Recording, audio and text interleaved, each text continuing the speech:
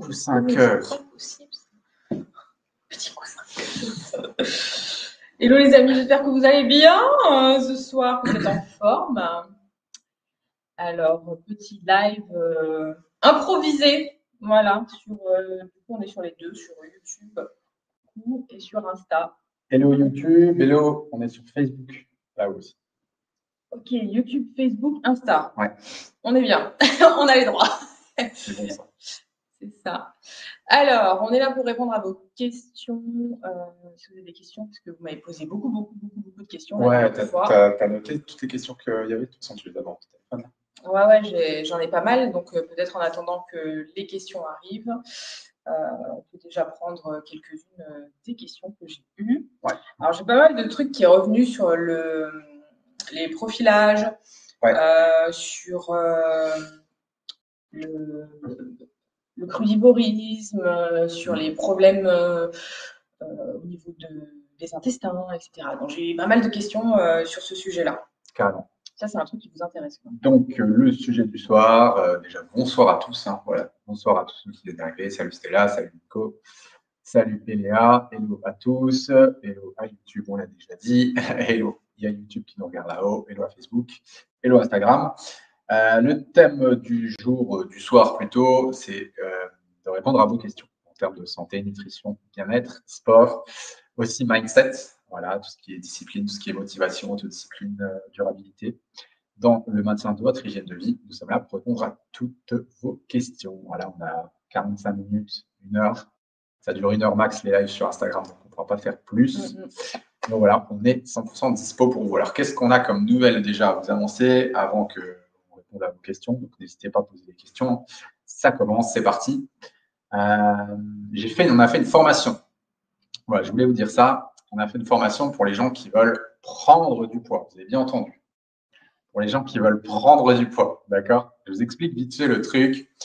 On reçoit à chaque fois des messages et des mails, parfois pas super sympas, je dois dire la vérité, quand on fait tout ce qui est en lien avec la perte de poids. Donc, on nous dit parfois, j'en ai marre, il n'y en a que pour les personnes qui veulent mincir, toute la santé sur Internet tourne autour des gens qui veulent mincir. Moi, je veux prendre du poids, ça fait des années que je galère à prendre du poids. Est-ce que voilà, les gens qui en ont marre. Donc, qu'est-ce qu'on a fait? Enfin, oui, qu'est-ce que j'ai fait? C'est plus mon cas. Lui, le cripple, là, il n'y a pas un pet de gras, là, celui-là. Donc, j'ai fait. Qui galère à prendre du poids. Ouais, j'ai toujours galéré à prendre du poids dans ma vie. Donc, voilà, j'ai réussi à prendre du poids parce que moi, je faisais 60 kilos. Je suis monté à 90 kilos. Et donc, j'ai créé une formation qui s'appelle Grossir en santé. Et voilà, pour tous ceux qui veulent prendre du poids, voilà, de manière saine, de manière durable, je vous ai fait ça. Vous allez juste aller voir sur notre site internet et il y a tout. Comme ça, je vous passe le message parce que j'en ai marre de recevoir des messages. Des fois, je vous jure, c'est fou, c'est presque des messages d'insultes. Les gens, ils en ont marre. Donc voilà, je comprends. Peut-être que c'est une problématique dont on n'a pas l'habitude de parler. Vous avez l'impression de ne pas être entendu. Et ben, à la base, voilà. c'était mon Insta, hein, d'accord. Ouais. Donc, moi, c'était des problèmes de prise de poids. Hein. Non, perte de... oui, enfin, les gens qui... Voilà, des gens qui prennent du poids ou qui ont du mal à perdre du poids. Ouais. Donc, on a un métabolisme. Voilà. Alors après, on a tout le temps aussi, je vous dis un petit peu les questions qu'on reçoit, les demandes. Voilà, comme ça, on répond aussi à vos questions via nos différents canaux. Des gens qui nous disent tout le temps, moi, je sais à peu près ce qu'il faut faire, mais j'ai un gros problème, je n'arrive pas à tenir sur le long terme. Voilà, je sens que c'est un problème d'autodiscipline, de motivation, toutes ces choses. La première chose, si vous êtes dans ce cas-là, on a écrit un super livre. On l'a pas. On est vraiment, c'est une mauvaise publicité. Il va chercher. Il est là dans la bibliothèque. On a écrit un livre qui s'appelle Réfléchissez et devenez mince. Et dedans, il n'y a que du mindset.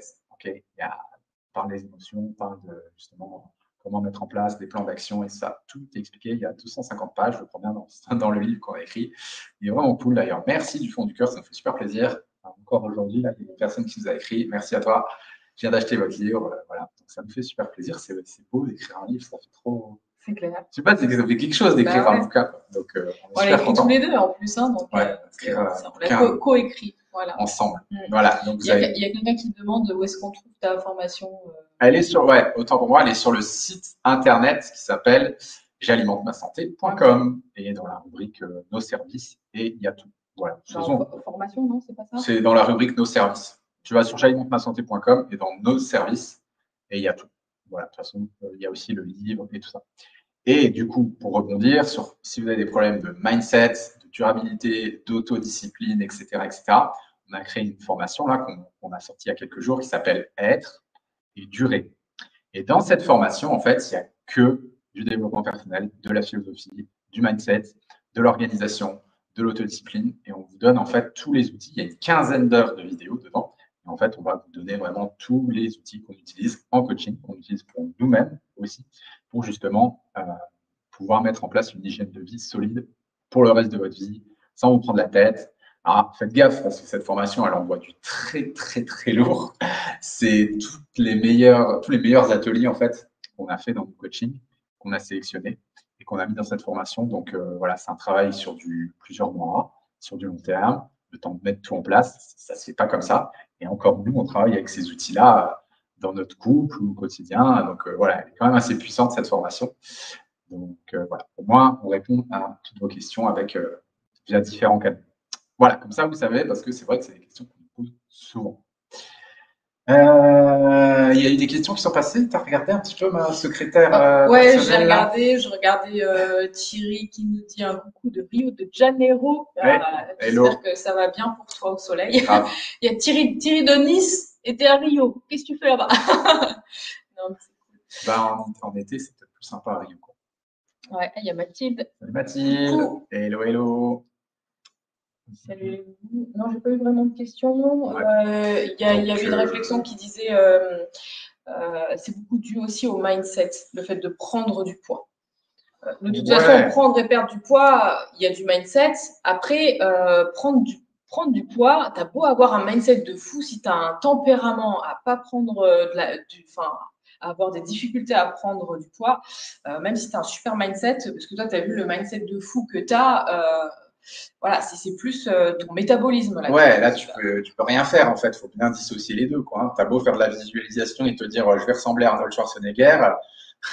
Si tu manges pas suffisamment pour ton organisme, ouais, c'est ça. Ça ne changera rien. Mais de la même manière, en fait, moi, j'ai beaucoup de nanas qui veulent perdre du poids et qui ont un mindset de fou. Et au contraire, je trouve que c'est celles qui ont les mindsets des fois les plus fous. Qui ont le plus de mal parce qu'elles se mettent dans des types de régimes alimentaires qui sont pas du tout compatibles avec elles.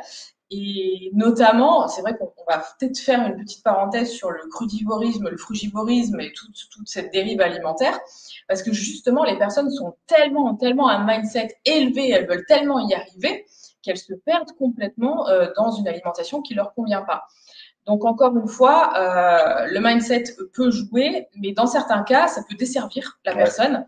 Parce qu'au contraire, elle va trop dans une dérive alimentaire. En fait, dans un truc qui ne va pas. Exactement. Et il y a des personnes, et comme moi, en fait, moi j'ai un mindset de fou, c'est-à-dire quand je commence un régime alimentaire, une diète, un truc, un machin, voilà, je suis comme ça, faut pas me parler, je fais mon truc, je le suis à la lettre, etc. Et quand je me suis lancée dans le crudivorisme et le frugivorisme, bah, c'est clair que je suivais tout à la lettre, tout ce qu'il fallait faire, tout ce qu'on disait dans les groupes, etc.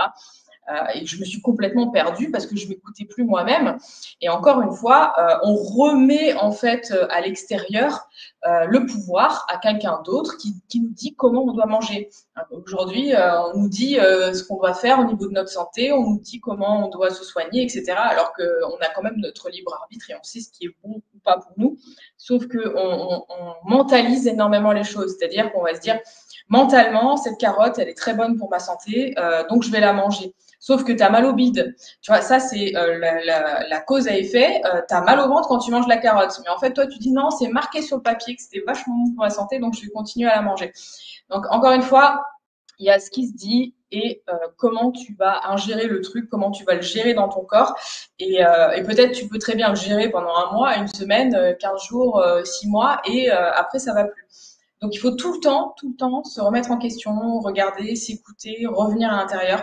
Je trouve que dans notre société, on est trop tourné vers l'extérieur. Le médecin m'a dit que, lui, il m'a dit qu'il fallait que je fasse ça. Mais en fait, est-ce que tu t'es écouté toi-même? Est-ce que tu as vraiment tu t'es dit est-ce que ça me fait du bien, est-ce que ça me va à moi, est-ce que dans mon tempérament c'est ok. Donc dans cette vie, je pense que ce qui est important, c'est d'apprendre à se connaître au travers des expériences qu'on peut avoir et des rencontres qu'on peut faire dans sa vie.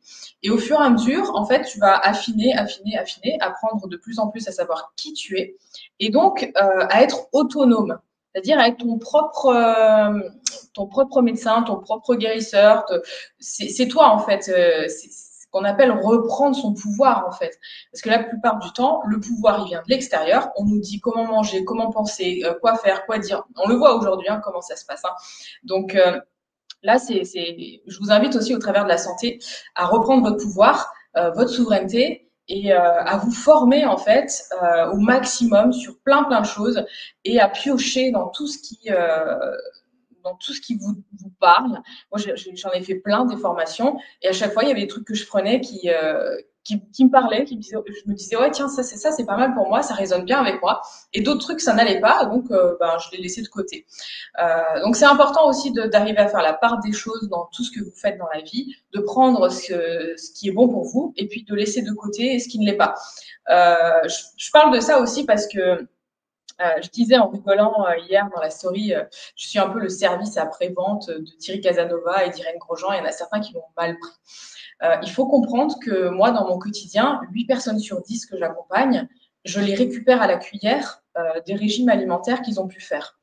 Il y a des personnes pour qui ça peut aller et ça, il n'y a pas de problème. C'est OK, hein, on peut continuer dans ce type de régime.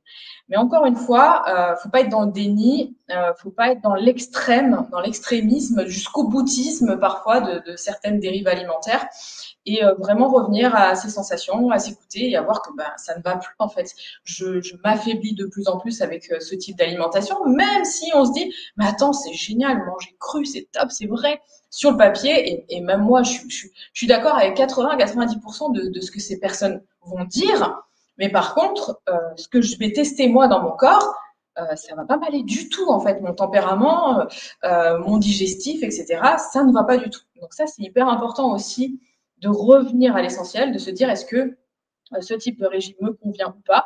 Et souvent, ces types de régimes, ils sont très bien pour un laps de temps court. Moi, j'appelle ça un petit peu comme un reset. Ça peut faire du bien sur une courte période. C'est un peu comme un médicament, en fait. Vous faites une détox. Vous prenez des profils aussi. Oui, mais alors, on prend un profil sanguin, par exemple, qui a abusé de la charcuterie, de la viande, un Gérard Depardieu, voilà, qui a picolé ci et ça et machin. Lui, du jour au lendemain, tu lui mets une cure de jus, du cru, etc. Mais des fruits. C'est fabuleux, en fait, c'est phénoménal. C'est lui qui transforme. Et voilà, parce que il a une capacité à comburer les acides qui va être très élevée. Comparé à quelqu'un qui est neuroarthritique, par exemple, qui va très très mal comburer les acides de fruits et qui va être frileux, etc. Un mec qui est bouillant, chaud bouillant toute la journée, il pourra manger une quantité de fruits qui va être un petit peu plus élevée. Voilà, c'est vraiment une question de type de personne, de moment aussi dans la vie. Voilà, donc cette personne, elle a abusé pendant X années et là, elle fait un stop, elle fait un reset, elle fait une cure de jus, mais bon, c'est sûr, elle va détoxifier, ça va lui faire un bien fou.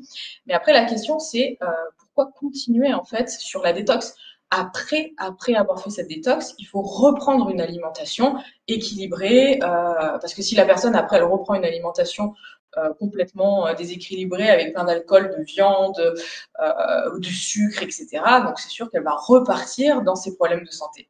Voilà la petite parenthèse. Alors, il y avait une super remarque avant de prendre la question, qui est aussi super intéressante. C'est cool. N'hésitez pas à poser vos questions. Vraiment, on est là pour vous ce soir. On est là pour ça. Donc, profitez de notre présence et de tout ce qu'on va pouvoir vous communiquer. C'était une remarque qui vient de passer. C'est difficile d'avoir un bon mindset quand on n'a pas une bonne alimentation. On en a parlé hier, tu te rappelles? Ouais. On en a parlé hier du lien entre les deux. Souvent, il y a des personnes, et moi, souvent, j'ai des personnes au téléphone en premier entretien qui me disent « Ouais, j'ai pas de motivation, je suis pas organisé, j'ai une charge mentale énorme, je suis fatigué moralement, émotionnellement, etc. » Et bien souvent, en fait, elles en sont à ce point-là parce que leur alimentation, elle est complètement en inadéquation avec qui elles sont vraiment. Elle est carencée en macronutriments et en micronutriments à cause des régimes et de la restriction. ou bien elles sont dans des phases d'addiction alimentaire, voilà, c'est les montagnes russes, et du coup, tout ce qui est neurotransmetteurs, hormones, glycémie, etc., c'est le bordel. Donc forcément, le mindset est pourri. C'est pour ça qu'on a une approche, nous, qui est holistique, c'est-à-dire qu'on va travailler en simultané sur le mindset, sur les émotions, et aussi sur la nutrition et le sport. Ça ne sert à rien, en fait, de travailler comme une tarée, et je vois des femmes, enfin, des hommes, qui dépensent une énergie folle, qui essayent de lutter pour développer une autodiscipline ou un état d'esprit positif, mais leur physiologie interne, à cause de leur alimentation et leur hygiène de vie qui est inadaptée, elle les tire vers le bas. Donc, c'est de l'énergie, c'est pisser dans un violon, excusez-moi l'expression. D'accord? Donc, faites bien attention à ça et travaillez vraiment de manière holistique. Pas juste sur mon mindset, puis l'alimentation, bah, c'est déstructuré, c'est n'importe quoi. Et à l'inverse, pas que sur l'alimentation. Je travaille aussi sur mon mindset, c'est-à-dire sur mon organisation, mon autodiscipline, ma confiance et tout ça. Mais moi, perso, tu vois, par exemple, demain, je me mets à manger de la malbouffe, des Mars, des Snickers, tu vois, du sucre, des trucs qui sont transformés, etc. Je suis en PLS toute la journée, je suis fatiguée, j'ai l'esprit embrouillé et j'ai même pas l'envie, en fait, d'aller à la salle de sport et de m'entraîner. Pareil. Il y a un espèce de cercle vicieux ou de cercle virtueux dans lequel vous pouvez tomber. C'est je mange mal, du coup je fais plus de sport, du coup comme je fais plus de sport, bah, je bouffe mal, bah, et comme je mange mal, bah, j'ai plus envie de faire de sport. Et en fait ce cercle, tu tournes dans ce truc-là et c'est dur d'en sortir. Tandis que tu as l'autre cercle où tu te mets à bien manger, des choses qui te donnent de l'énergie, Du coup, etc. l'énergie, elle vient. L'énergie, elle vient. Du coup, tu as envie d'aller faire du sport. Tu fais du sport, tu prends soin de toi. Donc, comme tu prends soin de toi et que tu fais du sport, tu as envie de manger bien. Tu as confiance en toi. Tu as confiance en toi. Ouais, il y a tout un espèce de schéma qui est génial comme ça. Mais très, très vite, en fait, on peut retomber, ne serait-ce que là, avec les repas de Noël et tout, tu vois, là, tu t'abuses un petit peu. C'est sûr que là, tu sors de table, tu n'as pas envie d'aller t'entraîner, tu te sens comme un gros sac, tu vois. Rien que, je pense à la motivation. C'est quoi la définition de la motivation, en fait? La motivation, c'est quoi? C'est une attitude. C'est une attitude qui nous permet de faire des choses et de prendre des décisions dans notre vie. Vous avez entendu le truc? Faire quelque chose, faire des choses, passer à l'action. Quand on n'a pas d'énergie, en fait, on n'a pas de motivation pour faire les choses. Quand on déborde d'énergie, la motivation, elle vient tout seul.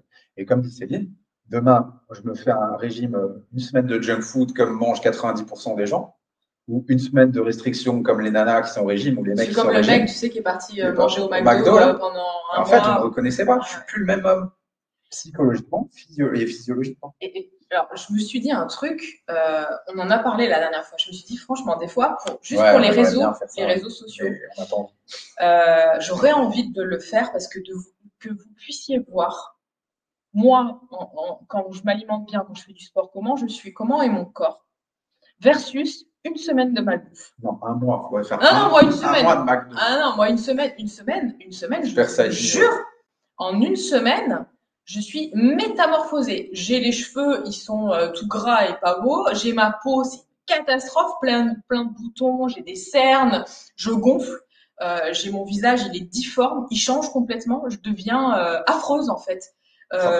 Mes doigts, ils gonflent. Je me sens pas bien. Mon ventre, il gonfle, tout gonfle. Et je sais pas, c'est presque limite, mon visage change en fait. Il devient terreux, terne. Et ça, c'est en une semaine en fait. En une semaine, et j'ai mal à la gorge, je suis enrhumée, je vais être malade. Il va m'arriver plein de trucs quoi. Donc voilà. Qu'est-ce que tu nous fais? Non, je sais pas. Ah oui, tu nous as paumé là. Non, je remonte la question. Alors attends, parce que j'ai une question là-bas. De Lionel qui dit savoir faire la part des choses. Pareil pour le cru. Sur le long terme, c'était pas OK pour moi. Mais en été, je mange plus cru et en hiver, plus gras et plus cuit. Savoir s'écouter est important. Alors ça, c'est génial aussi parce que du coup, là, on parle un petit peu des principes ayurvédiques. C'est-à-dire que là, l'été, c'est une période pitta, c'est une période chaude. Donc, en effet, on peut tolérer un petit peu plus de cru que la normale. Et en hiver, c'est une période qui est plutôt vata. Donc là, en général, on va manger un petit peu plus gras, un petit peu plus protéiné et beaucoup cuit. Donc, vraiment, il faut aussi adapter son alimentation à son lieu de vie. Si vous vivez dans un lieu où il fait très froid, ne mangez pas cru, en fait. Vous allez vous refroidir de l'intérieur, vous allez flinguer complètement votre rate, vous allez avoir du mal à digérer, voilà.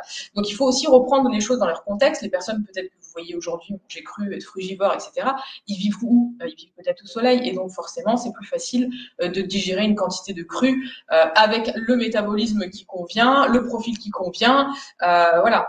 Donc, si vous vous intéressez un petit peu à la médecine chinoise, par exemple, il y a beaucoup de ces principes qui sont vraiment très intéressants. Je connais très peu de personnes qui, en plein hiver ou en montagne, vont aller se nourrir de fruits crus. Ok, c'est un petit peu incompatible. Là, il y a une question qui est intéressante. Ouais. Est-ce que vous déconseillez le végétalisme? Cela peut-il convenir toutefois à certaines personnes, un dosha en particulier, un tempérament? Je pense que tu veux. Alors, on a fait une vidéo, on parle tout le temps de ça, donc je ne veux pas trop non plus en reparler. Nous, notre approche, c'est ok, ça peut aller à certaines personnes. Voilà, pour moi, le végétalisme, ça peut éventuellement aller à certaines personnes. Ouais, mais 100% sans produits animaux du tout. Voilà. Déjà, il faut énormément se complémenter, il faut vraiment connaître, il faut pas avoir de garantie. Mais personnellement, je ne le ferai pas. J'ai essayé, ça ne fonctionne pas en tout cas chez moi. Moi, je suis rincée. Et si ça peut fonctionner, il faut vraiment le faire sans dogme et sans croyance. En fait, il faut le faire en mode, détaché. Et ça fonctionne vraiment pour moi. Mais dès qu'il y a des symptômes, je pense qu'il faut sortir de la croyance et se dire, ben non, effectivement, là, il y a un facteur limitant. Voilà. Il ne faut pas être dans le dogme. Ça, c'est une première chose. Il ne faut pas être, je suis vegan et voilà, c'est pour la cause animale. Voilà, parce que sinon, on n'écoute plus son cœur et on se déconnecte. S'il y a des gens qui arrivent, là, tu me parles de youtubeuses, Amandine, My Love, etc., bah, tant mieux, c'est super. Tout ce que je peux conseiller à ces personnes, tout ce que je peux leur dire, bah, super, mais écoutez juste votre corps, en fait, soyez vraiment attentifs ou attentives. Et s'il y a des facteurs limitants, sortez du dogme vite et puis faites le boulot. Mais si à l'instant T, ça vous va, moi, personnellement, j'ai été vegan pendant 2 ans. La première année, ça m'a super bien réussi. Voilà. Est-ce que c'est la lune de miel? Est-ce que c'est le temps que les carences s'installent? Au final, on ne sait pas. Voilà. Mais quand ça a commencé à partir en cacahuète, j'ai corrigé le tir. Après, par rapport au tempérament, oui, je pense qu'il y a déjà un tempérament Vata, c'est hors de question. Pour reprendre l'Ayurveda, justement. Pour un profil Pitta, ouais, un profil Pitta qui est très, très, très, très, très, très vital, qui combure bien. Donc, du coup, un profil Pitta sanguin, par exemple, ça peut. Voilà, c'est cette petite catégorie de la population qui pourra fonctionner comme ça, avec un certain type de microbiote, bien évidemment. Voilà. Donc, il faut être dans une toute petite catégorie de la population. Après, je pense que qui rend ce truc-là possible. Si juste on met des œufs, franchement, ça fait le taf, les œufs. Hein. Il n'y a pas besoin non plus de manger des quantités de viande, de poisson, etc. Hein. Les œufs. C'est toujours pareil, il faut faire la part des choses. Ça peut amener un petit côté animal, en fait, qui peut manquer. Alors, attends, parce que là-bas, j'ai une question qui est vachement bien aussi. Alors, bonsoir. Que pensez-vous de la reverse diet, c'est-à-dire restaurer son métabolisme avant d'entamer une perte de poids? Je te laisse répondre par rapport à ça. Alors, ça, c'est hyper important. Justement, dans mes accompagnements, en général, je regarde comment la personne elle s'est un petit peu flinguée avec les régimes. S'il y a eu beaucoup de régimes à des calories très très basses, notamment là, j'ai des personnes qui sont en coaching qui ont fait des suivis alimentaires, enfin qui ont suivi un programme alimentaire qu'on leur a donné en plus dans une salle de sport à 1300 calories. Il y a des nutritionnistes et des diététiciens qui donnent des diètes à 1200 calories. Il faut arrêter, quoi. Ouais. Donc là, du coup, après, ça dépend combien de temps la personne l'a suivi. Ça peut vraiment flinguer un métabolisme. Donc la reverse diet, à ce moment-là, elle est hyper importante. Donc, on va remonter les calories, au moins à son niveau de maintenance. Alors, ce que je dis souvent à la personne, c'est OK, là, la priorité, c'est pas la perte de poids, parce que là, ton métabolisme il est bloqué, donc tu as bien compris que tu vas pas perdre de poids.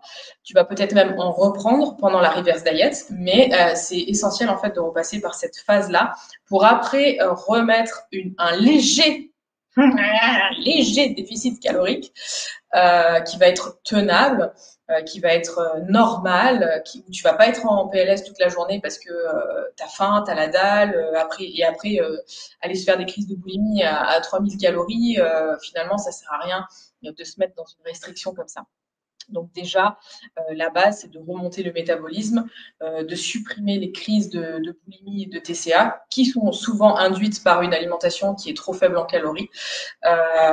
Souvent, c'est des personnes aussi qui sont très actives, qui font beaucoup de sport. Comme par hasard, c'est bizarre, mais les personnes qui font le plus de sport, c'est les personnes souvent qui mangent le moins, qui mangent pas assez. Et je dis, mais bordel, c'est pas possible. Là, tu fais du sport, mais tu es en train de flinguer ta thyroïde, tu es en train de flinguer ton métabolisme. Donc, et le corps s'habitue, hein, vous savez, même si vous mangez peu de calories, le corps, au bout d'un moment, il s'habitue, il se met en mode réserve et le moindre truc que tu vas manger, tu vas le stocker, plus tu vas faire de régime et plus tu vas apprendre à ton corps à stocker du gras. Donc là, c'est pour ça que souvent, vous voyez les personnes qui font des régimes et après qui reprennent tout le poids perdu avec un petit bonus en plus, et à chaque fois, le petit bonus en plus à chaque régime. Donc, à chaque fois, on augmente de 2-3 kilos en plus de son poids de départ qu'on voulait perdre. Donc, à la fin, au bout de 5-10 ans de régime, on peut se retrouver avec 10, 20, 30 kilos de plus à cause des régimes.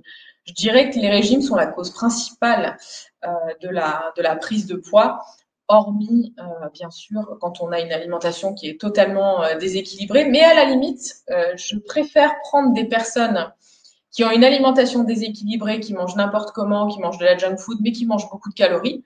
Chez ces personnes-là, c'est vachement plus simple et c'est vachement plus rapide.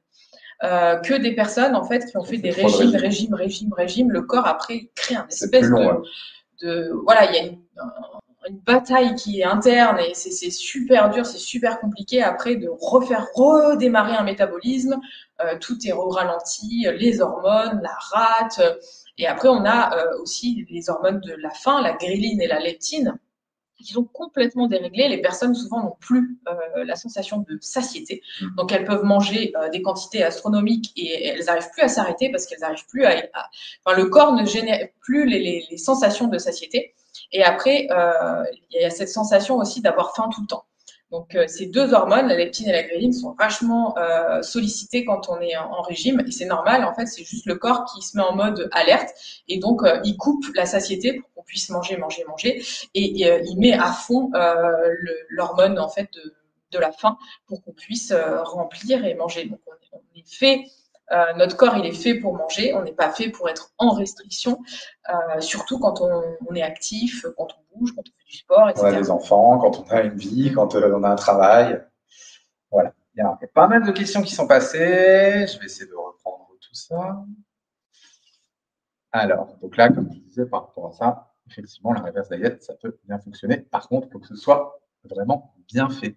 Oui, il faut que ce soit bien suivi. Il ne faut pas faire n'importe quoi non plus parce que moi, j'ai une athlète qui a fait des concours, qui s'était mis en restriction pour les concours. Et une fois qu'elle avait passé son concours, elle s'était remise à manger normalement, sauf qu'elle n'avait plus du tout de satiété. Et du coup, pour faire remonter son métabolisme, elle s'était mise à 4000 calories pendant des mois, en fait, pour pouvoir recalmer son métabolisme. C'était horrible, en fait, parce que c'est super long à remettre.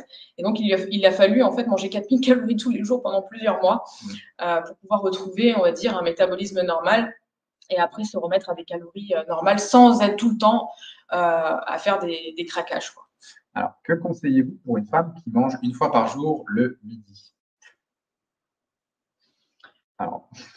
C'est pas ma manière de fonctionner, donc je pourrais pas te conseiller. Je suis désolée, je suis pas du tout pour le fait de faire un seul repas. Non.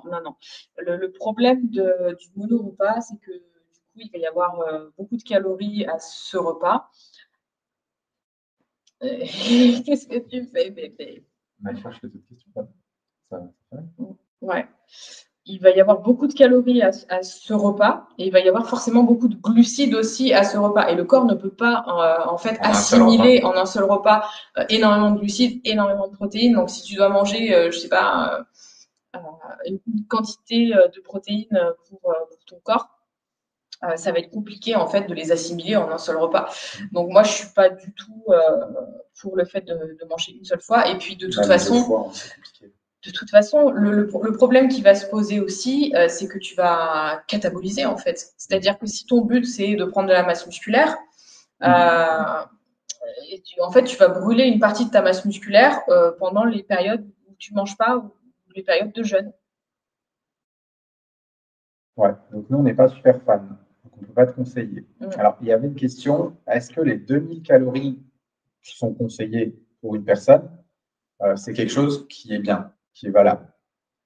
Donc moi, je mange 4000 calories par jour à peu près. Donc si je mange 2000 calories, c'est pas viable. Non, pas pour lui. OK? Pour certains métabolismes, ça va être trop peu. Pour certains métabolismes, ça va être bien. Globalement, c'est une moyenne qui n'est pas Oui. trop mal. On va dire que Pour un c'est premier jet. une moyenne pour les femmes. Pour les femmes, déjà, c'est pas trop mal.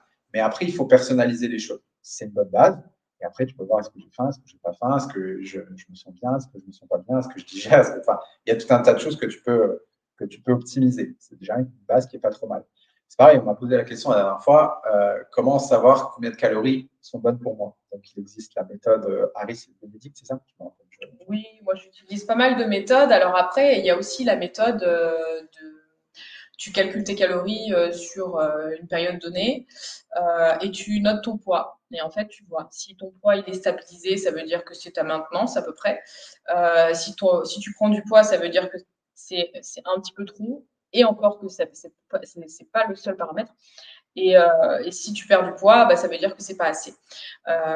Parce que le paramètre de dire ah bah, je suis en train de prendre du poids avec tant de calories, il faut voir le passé de la personne aussi. Ouais, c'est pour ça que c'est délicat en fait, c'est pas forcément représentatif de faire. Puis la prise ou la perte de poids, ce n'est qu'un seul facteur qui est isolé. Il faut voir aussi le niveau d'énergie, le niveau de motivation, le niveau de bien-être, le niveau de clarté mentale, la digestion, le niveau de stress, tout un tas de paramètres qui rentrent en considération.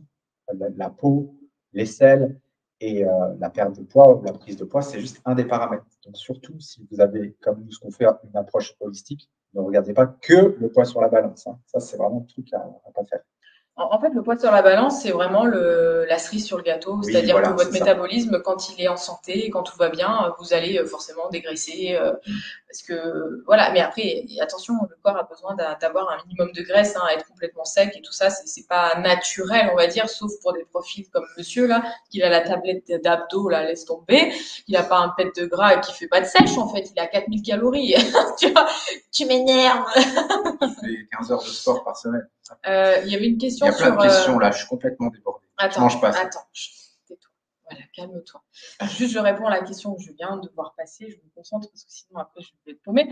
J'ai une personne qui me disait la reverse diet, pendant combien de temps on peut la garder? Alors, en fait, comme je disais tout à l'heure, tu vois, il y a une athlète qui a mangé 4000 calories pendant, je sais pas, il me semble que c'était 4 ou 6 mois, un truc comme ça. Donc, tu vois, elle, avant qu'elle reprenne, on va dire, un métabolisme normal. Ça dépend de combien d'années tu as fait des régimes, à combien tu étais au niveau restriction calorique. Ça peut reprendre très très vite, comme ça peut mettre vraiment beaucoup de temps à reprendre un métabolisme. Moi, je sais que j'ai mis du temps à reprendre. Mais moi, j'avais personne pour m'accompagner. J'étais toute seule, j'étais paumée, j'avais mes intestins en vrac. Fallait que je trouve des solutions, quoi. Donc, c'est vrai que. En fait, on a créé la reverse diet sans savoir que ça existait à l'époque. Hein. On a fait ça. Oui, j'ai fait une reverse diet naturellement. On n'en parlait pas trop à l'époque. C'était méconnu. Voilà, naturellement, en fait, mon corps, il s'est mis à bouffer. Tu as écouté ton corps et puis il l'a fait tout seul, la reverse diet. J'arrivais plus à m'arrêter. C'est vrai que d'avoir supprimé, en fait, les féculents, d'avoir supprimé les protéines animales, etc., pendant un certain laps de temps, quand j'ai remangé des protéines animales, j'en ai surmangé, en fait, parce que j'en avais vraiment manqué. Mon corps en avait vraiment manqué. J'ai des questions sur les syndromes. Côlon irritable et tout ça. Syndrome de l'intestin irritable. Ouais. Alors, souffrant du côlon irritable, prendre le petit-déj, c'est compliqué. Ouais. Alors, l'hypothyroïdie. Ça, c'est vraiment mal foutu, ce truc, pour regarder les questions.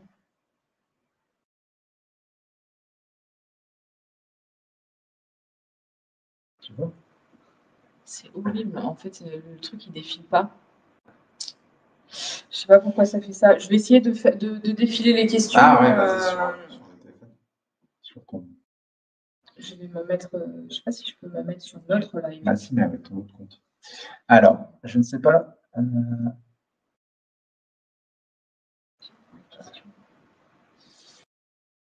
n'auras pas les anciennes. Non, je ne veux pas les anciennes. Pour les excès autorisés, est-ce quantifiable sur une journée de permission? Alors, alors, pour les excès autorisés, est-ce quantifiable sur une journée de permission par rapport à des calories à ne pas dépasser? J'espère que je suis clair. Donc, si j'ai bien compris ta question, en fait, c'est une question d'état d'esprit. Les excès autorisés, entre guillemets, c'est pas quelque chose sur lequel on va, nous, dans notre philosophie alimentaire, on est en adéquation. En fait, il n'y a pas d'excès autorisé, de repas de triche, de repas off, de cheat meal, j'ai la permission de, etc. Dans notre philosophie alimentaire, tout ça, ça n'existe pas vraiment. En fait, tout est une question de responsabilité. Si tu as envie de faire des excès tous les jours, fais des excès tous les jours, il n'y a pas de problème. Sauf quand tu vas monter sur ta balance, tu verras que tu as pris 10 kilos ou pas. Tu vas te sentir moins bien, tu vas être plus fatigué, tu vas avoir moins d'énergie, tu vas moins bien digérer. Tu vois, c'est une question de responsabilité en fait. Il n'y a pas d'autorisation. Quand tu demandes une autorisation, c'est quelque chose d'extérieur. Si tu donnes le pouvoir à quelqu'un, c'est un coach qui va dire je t'autorise à faire telle ou telle chose. Okay, quand tu prends tes responsabilités, il n'y a pas d'autorisation. Moi, je suis autorisée à manger tout ce que je veux. Ouais, c'est ça le truc. Que quand je mange ça, je suis en PLS, je me sens trop mal, j'ai mal au bide, j'ai les idées embrouillées. Voilà, en fait, je le mange. En fait, c'est le plaisir immédiat. Tu sais, c'est le plaisir à court terme et tous les effets secondaires à long terme que tu as derrière. En fait, moi, ça, je les veux pas. C'est le plaisir à court terme, au final, il est tellement court et après tous les effets que je vais avoir derrière et que, tout ce que je vais devoir rattraper, pas forcément au niveau poids, hein, mais tous les petits désagréments que je vais avoir, des boutons, des trucs, des machins, mal au bide, le ventre gonflé, le truc que tu n'arrives pas à dormir. Voilà, l'autre jour, je suis allée manger au restaurant, j'ai mangé une sauce qui n'allait pas. J'ai passé une nuit de merde en fait. J'ai transpiré toute la nuit, j'ai saigné du nez. Enfin, il m'est arrivé des trucs. J'ai eu envie de vomir. Et qu'est-ce que je me suis dit tout de suite? Ah non, mais les légumes là que j'ai mangés avec la sauce, c'est terminé, je les mangerai plus jamais en fait, tu vois. Donc c'est plus par rapport à ça. Moi, je vais me fier à ce que mon corps il va me dire, comment je vais y réagir. Alors moi, je suis une hypersensible dans tout, dans la vie, que ce soit le son que je vais entendre, ce que je vais me mettre dans ma bouche, les choses qu'on va me dire, ce que je vais ressentir, etc. Donc voilà, et dès que je vais manger un truc qui ne va pas, bah, c'est sûr que je vais le ressentir fois 10 par rapport à une personne classique. En fait, il y a plein de questions qui sont trop bien. Merci les amis pour toutes vos questions. C'est trop cool. J'adore. On regarde là-dessus parce qu'on adore faire des lives. J'adore faire des lives. Alors, quoi qu'il en soit, si je comprends bien, vous conseillez de compter les calories dans un objectif de perte de poids. Alors ça, c'est aussi un truc que j'adore souvent en rendez-vous. Moi, j'aime bien faire le parallèle avec l'argent. Ouais, ou avec l'entrepreneuriat. En fait, il y a des personnes qui vont avoir jamais fait de régime, qui ont un passé alimentaire qui est sain, qui n'ont pas eu des parents à 12 ans qui les ont emmenés chez le nutritionniste et qui leur ont fait des nœuds au cerveau. Quand tu commences tous les régimes, c'est la cata. Et ces personnes-là, elles vont peut-être avoir 10, 20 kilos en trop, parce que n'ont jamais trop fait attention. Elles vont se mettre à faire un rééquilibrage alimentaire et du sport, sans compter les calories. Elles vont perdre du poids. Pump it up, c'est génial, bravo. Ne te fais pas chier à compter les calories, pas de problème en fait. Il y a des personnes qui ont un passé alimentaire qui est un peu lourd, il y a des personnes qui ont un passé avec l'alimentation, avec le sport, avec tout un tas de choses qui est un peu compliqué, et qui vont essayer de perdre du poids. Et ça ne va pas marcher. Donc, plutôt que faire des choses floues, plutôt que d'être dans le brouillard, moi, j'ai des personnes, ça fait 20 ans qu'elles sont dans le brouillard. Elles ne savent pas ce qu'elles mangent, en fait, quelle quantité. Elles ne perdent pas de poids, elles ne savent pas pourquoi. Donc, plutôt que de rester dans cet état latent, eh ben, compte tes calories. Fais les choses de manière professionnelle, en fait. Fais les choses de manière carrée, structurée. Utilise des outils de quantification. Arrête d'être dans le brouillard, parce que ça ne marche pas, en fait. Et mets-toi, 3 mois, 6 mois, à faire des choses propres. Tu comptes tes calories, tu comptes tes macros, tu te formes vraiment à la nutrition et tu regardes ce qui cloche chez toi. Comme ça, tu sais ce qui cloche chez toi. Et tu fais ça 6 mois. Tu apprends le truc. Et une fois que ça, c'est bon, tu peux arrêter de les compter. Tu peux arrêter de mettre de la conscience. Tu peux arrêter de peser ou quoi que ce soit. Tu te connais, tu connais ton corps, tu sais ce qui est bon pour toi, tu connais tes quantités et c'est réglé, ça roule. Nous, en général, au bout de 3 mois d'accompagnement, les personnes, elles savent ce qui est bon pour elles, on les a formées à tout ça, et puis c'est réglé. Ils sont plus tout le temps en train de peser, de compter, machin. C'est le truc, il est réglé, quoi. OK? Donc, ça dépend ce que tu veux.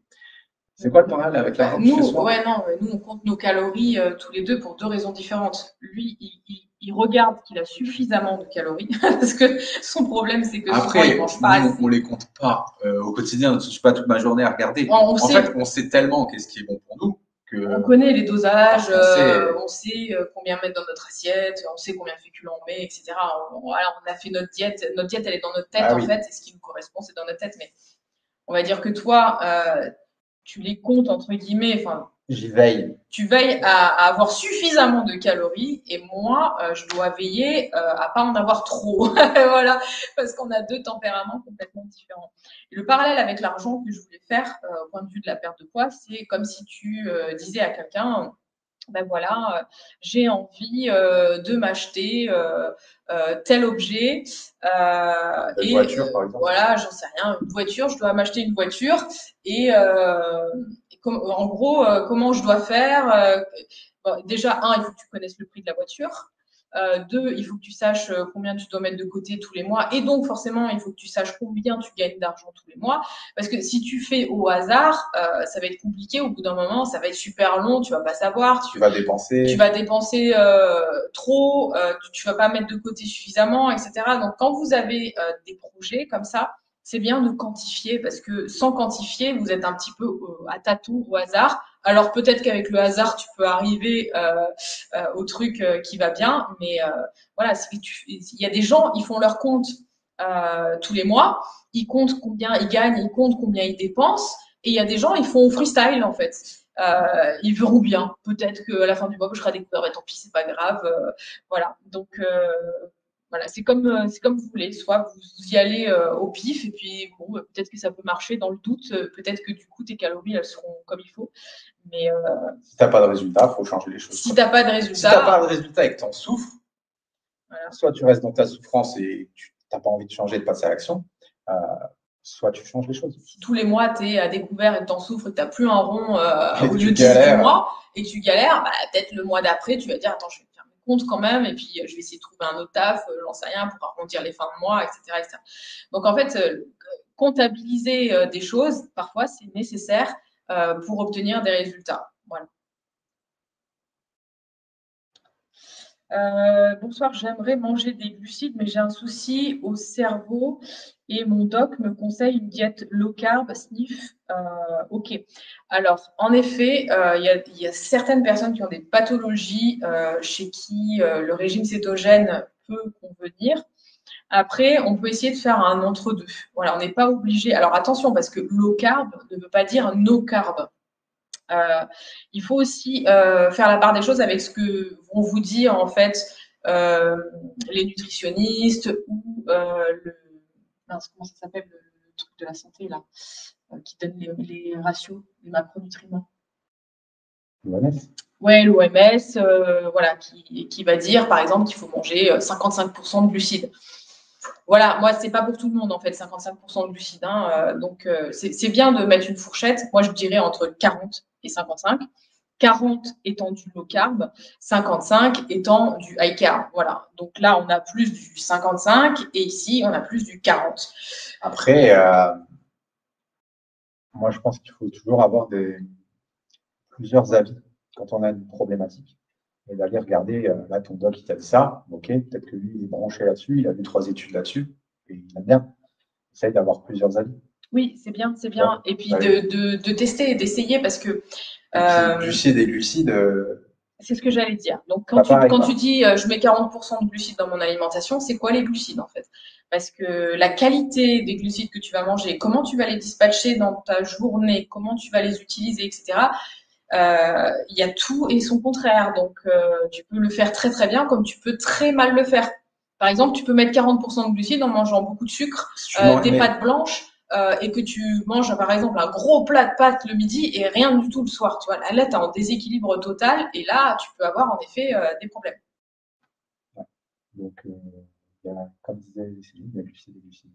Il y a glucides et glucides, il y a quantité, qualité, timing. En fait, tout ça à prendre en considération. Et quand on est des profils comme moi, chasseurs avec une tolérance aux glucides qui est assez faible, il faut vraiment, vraiment avoir des connaissances sur les glucides et vraiment bien les dispatcher et vraiment faire un plan alimentaire, un programme alimentaire adéquat.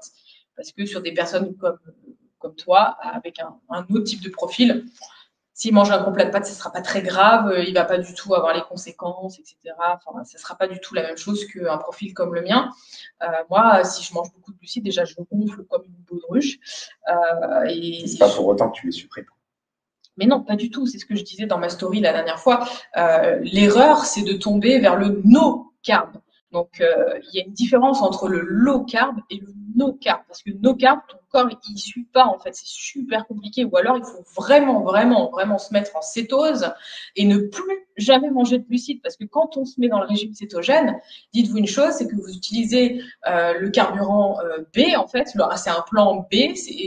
Donc, le corps va produire lui-même des glucides. C'est pas parce qu'il produit lui-même les glucides qu'on n'en a pas besoin. Ça, c'est un raccourci aussi pour moi qui me dérange. Mais on va dire qu'on va passer sur une autre filière énergétique et donc tu ne peux plus du tout manger de glucides après quand tu vas commencer à faire le régime cétogène. Il faut bien comprendre ça. Donc ceux qui font le régime cétogène la semaine et le week-end qui vont manger des glucides par exemple, bah, c'est totalement incohérent. Voilà. Donc soit tu te mets dans le régime cétogène et tu t'y tiens quasiment à vie. Et c'est très très dur quand même parce que là, tu n'as pas du tout de glucides et c'est sur une autre filière énergétique. Mais il y a certaines pathologies, notamment l'épilepsie, des choses comme ça, en fait, il y a des très bons résultats en fait avec le régime cétogène. Mais encore une fois, c'est un régime pour moi qui est médical. C'est pas un régime pour Monsieur Matou. Alors, il y a une question par rapport à l'Ayurveda et l'hypothyroïdie. Ah, et la routine matinale aussi, c'est intéressant. On va voir. Donc la question c'était, est-ce que manger selon son profil ayurvédique est bien pour une hypothyroïdie? Donc en gros, si tu as une hypothyroïdie, déjà, bon, après, voilà, faut voir bien en profondeur. Mais en fait, que tu manges ayurvédique ou pas ayurvédique, c'est la façon de le faire en fait qui va faire la différence. Tu peux faire manger selon ton profil ayurvédique, mais bouffer 1200 calories, ce qui va nuire à ta fonction thyroïdienne, ou manger de manière ayurvédique et manger 2500 calories, ce qui va rebooster ton métabolisme, ta thyroïde, et du coup aller vers une voie de guérison. L'Ayurveda, on va dire que ce n'est pas une question de quantité, c'est une question de cuisson, d'assaisonnement, de qualité alimentaire. Voilà, c'est surtout ça. L'Ayurveda, c'est une pièce du puzzle. C'est une pièce du puzzle, c'est pas. Voilà, tu peux pas juste tout miser là-dessus. Il faut aussi connaître ton métabolisme, ton profil ayurvédique, ton profil Hippocrate. Tu vois, il y a plein de petites choses à connaître, à mettre bout à bout et en fait à créer une alimentation qui est adaptée à toi en fait. Mais chaque personne va créer sa propre petite popote, sa propre petite alimentation qui va lui convenir. Et ça passe par déjà de l'expérimentation et par connaître son profil et ses dérèglements. Parce que, encore une fois, l'Ayurveda, elle a ses limites. Tu peux être d'un certain profil, mais avoir donc ça, c'est ton profil de naissance, mais tu as une condition qui peut être modifiée en fonction de ton mode de vie. Comment tu es né, avec quel profil en majorité, et comment tu es aujourd'hui, comment tu t'es déréglé, etc. Donc moi, mon profil, ma constitution de base, on va dire que c'est Pitta. Moi, voilà, j'ai pas mal de Pitta. Et quand, en fait, j'ai été dans le crudivorisme, le frugivorisme, en fait, j'ai déréglé à fond mon Vata. Donc, à ce moment-là, si je remplissais le questionnaire, ben, j'étais Vata, en fait. J'étais pas Pitta à ce moment-là. Donc, ça, c'était la condition du moment, en fait. C'était pas ma constitution de naissance. Donc, ma condition, elle était Vata. Et donc, du coup, ben, il fallait que je mange beaucoup plus comme une Vata pour pouvoir rééquilibrer mon profil. Pourquoi j'ai tenu aussi longtemps aussi dans les régimes crudivores, frugivores, etc. Parce que mon tempérament, c'est Pitta. Donc, naturellement, j'ai un feu digestif qui est très, très puissant. Donc, j'ai pu tenir un certain laps de temps.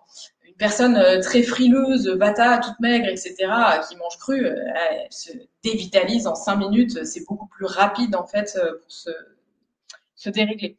Voilà. Mais moi, à force, du coup, je me suis déréglée et je suis allée à fond. J'étais trop dans mon Vata.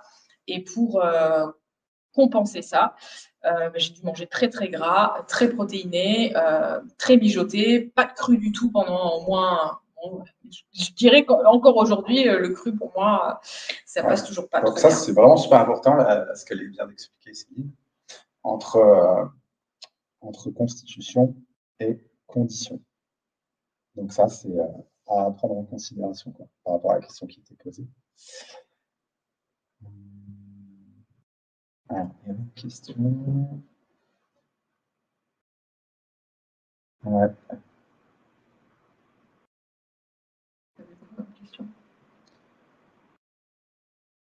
Qu'est-ce qu'on pense du jeûne intermittent? Franchement, on nous la pose à chaque fois la question, les amis. On a fait une grosse vidéo d'1 heure sur notre chaîne YouTube et il y a tout dessus. Je crois qu'on a eu 50-60 000 vues, donc je pense que c'est assez qualitatif. Vous pourrez aller la voir.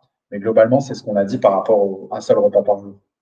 D'accord? Pour nous, c'est pas cohérent parce que ça fait des repas qui sont beaucoup trop volumineux et c'est assez problématique. Alors, ça peut, encore une fois, ça peut aller pour des profils qui ont énormément de réserves, qui sont très, un profil très vital, par exemple, qui est très sanguin, etc., qui stocke très facilement.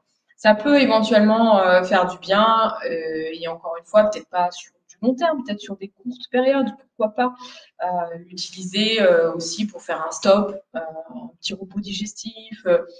Mais déjà sur des profils qui ont tendance à faire des troubles du comportement alimentaire, ça, je déconseille totalement parce que ne pas manger le matin, par exemple, alors là, tu vas surmanger le soir et tu vas surcharger le soir ton foie, etc. Donc, c'est pas forcément le bon deal. Et ouais, donc voilà, de manière générale, je suis pas ultra fan, surtout quand on est sportif en plus. Encore une fois, on va rentrer dans un catabolisme et ça, c'est dommage. Donc, du coup, on va brûler de la masse maigre pendant ces périodes en fait où on mange pas. Au contraire, nous les sportifs, on mange 5 à 6 fois par jour pour éviter justement le catabolisme. On mange des repas plusieurs fois dans la journée. Et moi aussi, j'ai besoin en fait de faire plusieurs repas dans la journée pour que ma glycémie soit toujours stable, parce que moi, du coup, j'ai un passé alimentaire qui est très compliqué avec les crises de boulimie, etc., que j'ai pu faire dans le passé. Et moi, je dois garder en fait mon sucre dans le sang tout le temps stable et je dois éviter en fait de descendre trop bas en hypoglycémie et de faire monter trop haut aussi en hyperglycémie. Donc, j'essaye vraiment de rester dans le voilà, pas faire de vagues avec mon insuline et ma glycémie parce que pour moi, c'est un sujet qui est très sensible et pour beaucoup de personnes qui ont fait des régimes, etc., et qui ont un profil avec des glucides qu'elles ne tolèrent pas super bien. Donc, moi, je préfère manger mes glucides dispatchés dans plusieurs petits repas plutôt que de faire des gros repas glucidiques parce que j'arrive pas à les gérer, j'arrive pas. C'est beaucoup plus compliqué. Voilà. Donc, ça. S'il y a des personnes chez qui ça va de faire le jeûne intermittent, bah, continuez si vous vous sentez super bien, vous vous sentez en forme, vous allez bien. Voilà, mais encore une fois, restez connecté à votre corps et si vous sentez ne serait-ce qu'une petite fatigue, voilà, et remanger le matin, quoi. Ah, il y avait justement par rapport au matin une question sur nos routines matinales. Tu veux qu'on en parle un peu? Bah, vas-y, commence parce que toi, t'es bourré de routine matinale. Le mec, il se lève à 5h30, s'il te plaît.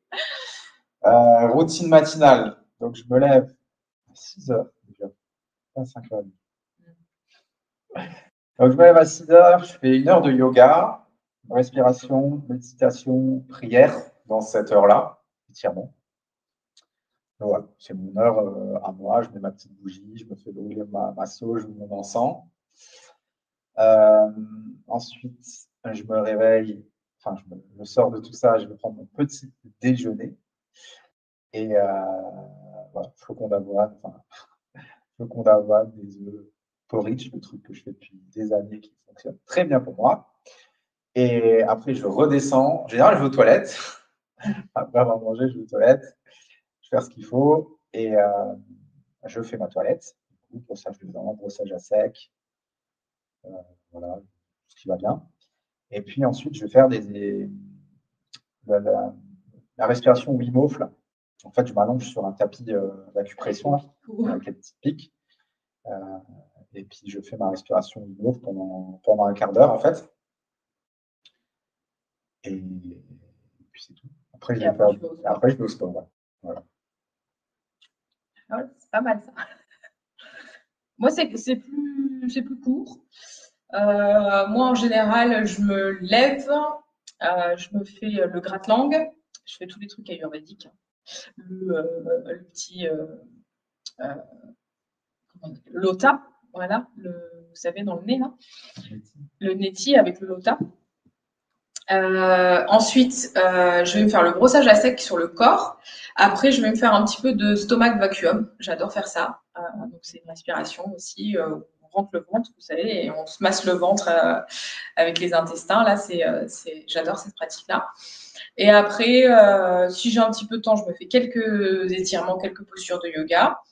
Après, je prends mon petit-déj. Après, je m'occupe un peu des chiens, je leur donne à manger, je fais un petit peu de ménage.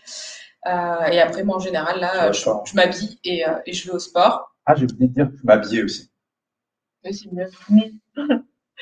Je vais au sport, je rentre du sport, on se prend une douche et après, on mange le repas de midi. Et puis au sport, si j'ai un petit peu de temps, je vais faire mes étirements, je vais faire mon yoga après mon entraînement du jour. Voilà. Il nous reste 5 minutes pour prendre encore une ou deux questions. Ah ouais, déjà, c'est fini. Ouais, c'est pas sûr. Il y avait des questions là-bas, non? T'as regardé? Ouais, alors, on a dû vous poser la question 1000 fois. La question, c'est comment on sait si le jeûne intermittent, ça me va ou pas? Justement, en utilisant des outils de quantification. C'est ça l'importance du truc. Parce que quand on n'utilise pas, et qu'on fait tout au hasard et qu'on fait tout en mode brouillard, on ne sait même pas quand une approche qu'on essaye, elle nous va. C'est ça le gros problème. C'est pour ça que je vous rends dingue sur cette chaîne, partout, à vous dire de prendre des notes, de noter des choses. Parce que vous ne pouvez pas savoir si une approche vous va ou elle ne vous va pas si vous n'avez pas de données. Donc, notez des choses et voyez s'il y a des choses qui s'améliorent, des symptômes qui s'améliorent, si vous avez plus d'énergie, vous digérez mieux, vous avez une clarté mentale, vous êtes plus productif, vous avez plus de concentration, enfin, tout un tas de choses importantes pour vous, voilà, c'est important pour vous. Et là, vous voyez, vous mettez des notes sur une échelle de 1 à 10 et vous voyez. Encore une fois, le jeûne intermittent, il est souvent utilisé par les personnes qui ont une mauvaise tolérance avec les glucides. Ouais. C'est le raccourci qu'on va faire. Du coup, on va se dire, ah ben mince, quand je mange le matin, après je suis fatiguée, j'ai un coup de barre et tout, je m'endors, je ne sens pas bien, etc. Donc du coup, je ne vais pas prendre de petit-déj. Ou alors, j'ai des personnes qui me disent, je préfère pas prendre de petit-déj parce que dès que je mets un truc dans ma bouche, après, j'ai envie de tout défoncer. Donc là, c'est plus une autre problématique en fait qu'il faut régler. C'est un truc sous-jacent en fait, et le jeûne intermittent ne va pas forcément résoudre le vrai problème de base. Donc là, s'il y a une mauvaise tolérance aux glucides, il faut améliorer sa tolérance aux glucides déjà. Parce que... En fait, je pense que si on se sent mieux avec le jeûne intermittent, c'est un petit peu l'arbre qui cache la forêt. C'est ça. Voilà, d'accord? Donc, je vous balance l'info et après, faites un petit peu vos expériences à vous. Il y avait une autre question, qu'est-ce qu'on pense du régime Montignac? Alors, je pense que c'est sympa. Là où il faut se méfier, c'est que c'est un petit peu trop dissocié. Voilà, il y a ce côté où le soir, on ne va pas manger de protéines animales et faire… c'est bien ça, hein? Non, pas forcément. En fait, c'est le soir ou le midi, je sais plus. C'est juste que les lipides, en fait, tu les mixes pas avec certains lipides avec les glucides. Donc lui, son principe, c'est que si tu manges trop de lipides avec les glucides, alors ça, je suis totalement d'accord avec cette approche-là, en fait, parce que de toute façon, dans une diète, vous allez voir, nous, on a 2 diètes différentes, c'est-à-dire que moi, je mange très peu de glucides et surtout des glucides à IG très bas, et je mange quand même beaucoup plus de lipides. À l'inverse, il va manger beaucoup plus de glucides et très peu de lipides. Donc, en fait, quand vous avez une diète où vous avez beaucoup de glucides et beaucoup de lipides, franchement, ça va être compliqué. Déjà, au même repas, et voilà, ça va être compliqué à gérer, ça va être compliqué. La prise de poids va être beaucoup plus facile. Donc, ça crée une interférence, en fait, les glucides et les lipides quand ils sont en trop grosse quantité.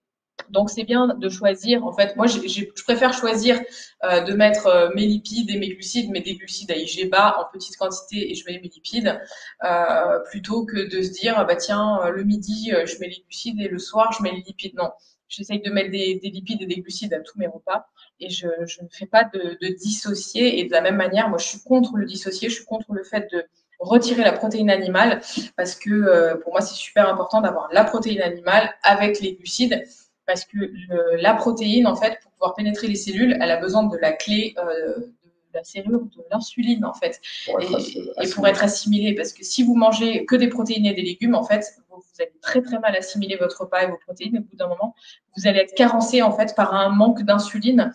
L'insuline, elle est très très très importante. On la diabolise beaucoup, l'insuline, sauf que en fait, c'est hyper important parce que c'est ce qui fait construire du muscle, c'est ce qui vous fait prendre de la masse musculaire. Alors oui, ça vous fait prendre aussi du poids, du gras, etc. Mais en fait, il faut juste arriver à très très bien l'utiliser, en fait, votre insuline. Voilà. Il faut l'utiliser pour les bons côtés et éviter de la sursolliciter, en fait, pour les mauvais côtés. Donc, évitez de faire des repas dissociés. Je sais qu'il y a beaucoup de naturaux, etc., qui conseillent ce genre de choses, mais moi, je le déconseille totalement parce que souvent, on le conseille parce que, ah bah oui, mais c'est plus facile à digérer et tout. Non, en fait, le problème, c'est que le vrai problème, l'arbre qui cache la forêt, encore une fois, c'est que tu as un système digestif qui est complètement fracassé. Et c'est plutôt ça, en fait, qu'il va falloir remonter ton flux digestif, etc., pour que tu puisses de nouveau retolérer, en fait, les protéines et les glucides à un même repas. Il y a beaucoup de personnes, en fait, qui ont des problèmes digestifs et qui cherchent à tout prix à amoindrir leur effort digestif. Ouais. Mais c'est pas ça, en fait. En fait, tu deviens feignant. En fait, tu rends ton digestif encore plus faible. C'est comme dans la vie, en fait. Il y a des gens dans la vie, ils essayent de souffrir le moins possible. Et d'avoir le moins possible de souffrance et un maximum de bien-être dans leur vie en évitant à tout prix la souffrance. Et sauf qu'ils ne sont pas heureux, en fait. C'est pas comme ça qu'on est heureux, parce que la vie est faite de souffrance. Bref, je suis philosophe. Mais le digestif, c'est pareil, en fait. C'est pas en essayant absolument de protéger, on va dire, le système digestif des moindres petits désagréments que ça va l'aider. Et le dissocier, plus on va faire du dissocié, moins on va tolérer le pas dissocié. Et donc, plus on va rendre vulnérable, en fait, son digestif. L'idée, c'est pas ça. C'est d'aller à la source, de savoir, comme disait Céline, pourquoi le digestif est si fragile, de le renforcer, de voir quels organes sous-jacents posent des problèmes. Ça peut être le foie, ça peut être la rate, ça peut être tout un tas de problèmes liés à ça, en lien avec ça. Ça peut être le fait d'avoir un métabolisme trop bas, une thyroïde qui ne fonctionne pas suffisamment, plein de choses, en fait. Mais c'est pas en essayant d'amoindrir le truc, en sautant des repas, en mangeant encore moins, que les choses vont se régler. Voilà. Là, tu t'enfonces, en fait. Je t'enfonce. Ouais, c'est ça. Je pense qu'on va rester sur ces sages paroles. Ouais. Comme ça, on ne dépasse pas la petite heure. Là, on a bien balayé vos questions. Merci. Ça fait plus d'une heure. Je sais pas. J'ai l'impression qu'Instagram, maintenant, il est passé au-dessus de… Ouais. Bon, bref. Bon, j'espère que ça vous a plu. En tout cas, voilà, on a essayé de répondre le plus à vos questions en toute transparence. Donc, pour les informations, etc., vous allez dans la bio, vous avez le lien, vous cliquez, vous avez les formations, vous avez le bouquin, vous avez les coachings, vous avez tout ça. Le premier appel avec nous, il est gratuit. Donc, si jamais vous voulez qu'on discute, qu'on en parle, qu'on voit ce qu'on peut faire, comment on peut agencer en fait un programme alimentaire, un coaching, voilà, parce qu'on a différentes formules. Donc, c'est toujours mieux d'en parler par téléphone. Voilà, vous prenez rendez-vous. Ouais, nous, si vous voulez, tout ce qui est coaching, vous ne les trouverez pas sur notre site internet parce qu'on a eu trop de personnes qui n'étaient pas en adéquation avec notre philosophie il y a quelques années. Donc, ça fait quoi? Ça fait 4-5 ans qu'on a mis ces premiers appels en place. Et des gens, soit qui veulent juste maintenir le plus vite possible, soit des gens… Moi, je veux des personnes qui veulent vraiment prendre soin de leur santé, qui aiment la vie, qui aiment la santé, qui ne veulent pas juste faire ça pour le physique, mais avant toute chose, qui veulent régler des problèmes de santé. Donc là, ça, pour moi, c'est le point sur lequel…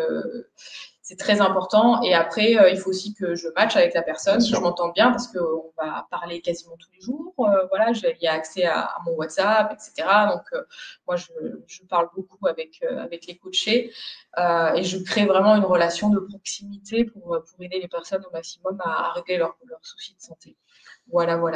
Voilà, comme ça, vous savez tout. Bon, en tout cas, ça nous a fait super plaisir. À quand le prochain live? On va essayer d'en faire une fois par semaine, tous les 2 semaines, en fonction de dispo. Ouais, on va essayer de vous prévenir un petit peu plus avant, parce que là, on s'est dit, on s'est posé, on s'est dit, allez, viens, on fait un live. C'est vrai que c'est un peu au feeling. Il y avait une question, on va finir là-dessus. C'était à quelle heure on se couche, à quelle heure on se lève. Donc, on se couche en général, moi, à 21h30, je suis complètement nu dans mon lit. 22h, moi. Et je m'endors à 22h et je me réveille à 6h. Moi, 7h. C'est un peu plus tard, c'est bien.